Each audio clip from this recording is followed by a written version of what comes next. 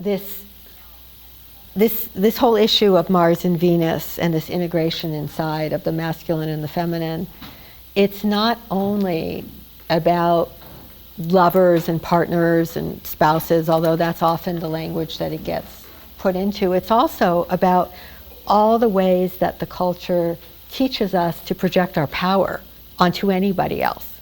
So, you get all kinds of situations like with teachers and gurus and coaches and therapists and all kinds of endless situations that are basically about somebody else becoming the container for that person's power. And so if you get somebody who is not exactly clean in the way they're doing this, shall we say, they can have a field day with collecting the power of all the students or whatever and turn themselves into God knows what. I mean, God is probably the only one that knows what. In a way, it sort of hijacks your own divinity. Now, it's one thing, a true teacher is going to do nothing but remind you who you actually are.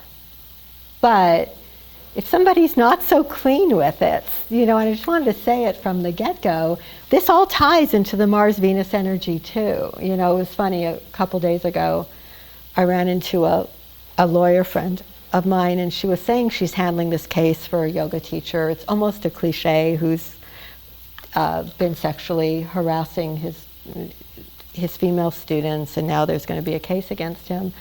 And it was that same Mars-Venus energy. I thought, because the culture systematically teaches people to give their power away, especially for women to give their Mars away, you can get not only a partner doing that, but you can get a yoga teacher having an absolute field day with collecting all the projected Mars of the students, and then everybody's hooked and everybody's competing for who feels special, right? Who feels the closest to the teacher. And it's all coming from this projected Mars and Venus. And you see it so often that from the beginning, I just wanted to say, this isn't only about one-to-one intimacy. This is about all the ways that the culture systematically teaches anybody, particularly women, but anybody, to project their power onto another. And it is amazing when you reclaim that power. It is amazing, because then you become the receptacle of the blessings. You're not needing a teacher to go, oh, you're good now. I'll take you for a ride in my Mercedes or whatever he was doing. It's you have the Mercedes inside you. You are the Mercedes. I mean, it's like you don't need anything on the outside because you're getting that integration on the inside. And any teaching worth its salt is going to teach that it's you. It's never about anyone on the outside. So I'm going to get to the, actually, let me do this first before I tell you the astrology. Let me just give you a few of the basics of what this Mars and Venus energy is, all right? So some of you know this, like I've had this 30,000 readings that I gave back when I was, being a practicing astrologer, which I don't do anymore. But this is the way I love doing the astrology, is finding a way to talk about this, bring it right down to earth and connect it to the divine. Because then you can really use it, not in the fortune-telling way of like, oh, when are the transits going to change and I get everything that the ego wants. It's not that. You actually get the experience of, here's the transits, and here's how you can invite the divine in to invite your own wholeness, your own clarity of your wholeness. So, in an astrology chart, everybody, no matter what your gender is, everybody has a Venus and everybody has a Mars. And this is why, I have to say this, that book, men are from Mars, women are from Venus, is not true. It's just not true. I heard he's a very nice guy, but the book's not true. Because everybody is both.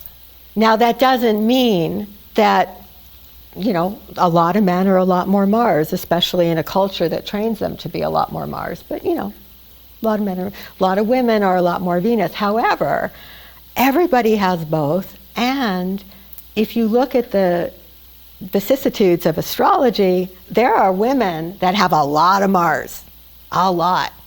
And that's exactly the way they were made to be. And there are men that have a lot of Venus. I mean, I write about it in Outrageous Openness, like my younger brother, does all the cooking and all the cleaning and takes care of the kids more than his wife because he really likes it. And you get a culture that says there's nothing wrong. This guy is a double Cancer who really loves doing that. And so to me, in a sane world, everybody would know they had both, and I actually think it's where we're moving to, thank God, with the dissolving of all these gender stereotypes and even the dissolving of gender, which is fantastic to me, like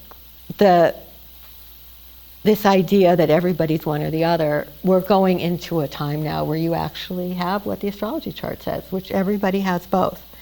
So if your own Venus is healthy, then Venus on its own brings that sense of worthiness. All right? Venus brings that sense of deserving. It's your value. It also rules, beauty and the arts. But if we're using it for the purposes of what we're doing today, it's the Shakti receiving, it's the goddess inside.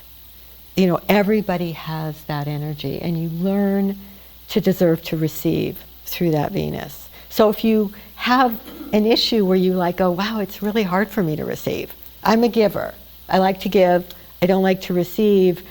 It often means the Venus inside wants to become strengthened. And men or women both can have that issue. I mean, any gender can have that issue of just learning to receive. The Mars is the energy of, in a way you could say the Mars gives you the confidence of forward motion. Gives you the ability to act decisively. Everybody has that, even though you have a crazy culture that says, men have to be the doers. And I'm thinking, well, actually, God's the doer. Nobody needs to be the doer. God's the doer, and God can independently use either gender or, multiple genders to do this. So this Mars energy is the quality of action, though. And it gives you that ability to act decisively at the right moment and to feel deserving to act. It gives you the courage, it gives you the confidence. If only men were supposed to have it, it wouldn't be in women's charts. And Angelina Jolie wouldn't exist. It's like when you look at, something like, I kept thinking of that with, what's that movie that she plays that great warrior queen in? But it's really that energy of the Venus-Mars together in a human, where you can act courageous and decisively, and you can also be receptive and warm if you need to be. So both qualities exist. Now, the way we're taught to be is to project it and then call it being in love with somebody. Isn't it amazing? It's kind of, I'm a romantic, I have Libra rising. This has nothing to do with, well, far be it from me to be against romantic love. However, so often when somebody says, that person is so amazing, and when you pick up even a stitch of a pedestal out there, they've got that person up there and they're down there going, oh, aren't they amazing? Immediately often that the Venus or the Mars is being projected. And once you get that, it gets so much easier because you're all you're doing is seeing your own greatness in that illusion of that person out there. So if you're even appreciating something about somebody else, what gives you the ability to even appreciate it is the fact that you are that. If you weren't that, you wouldn't be able to appreciate it. I mean, this stuff, it's so basic, but it's kind of wouldn't it be amazing if somebody taught you that at age 3? Because then as all these crushes and projections and illusions and all these things happen, you could just go inside and be that's me. that's me. I love that because that's me. I'm attracted to that because that's me. And you could keep re-owning it and re-owning it and re-owning it.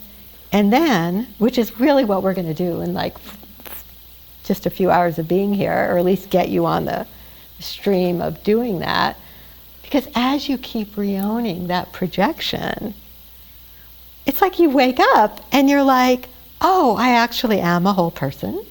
I'm actually not even a person. I'm a divine being who is both a container for Venus and Mars both. And then if you want to go have a relationship with, the love of your life or whoever, you're doing it as the divine.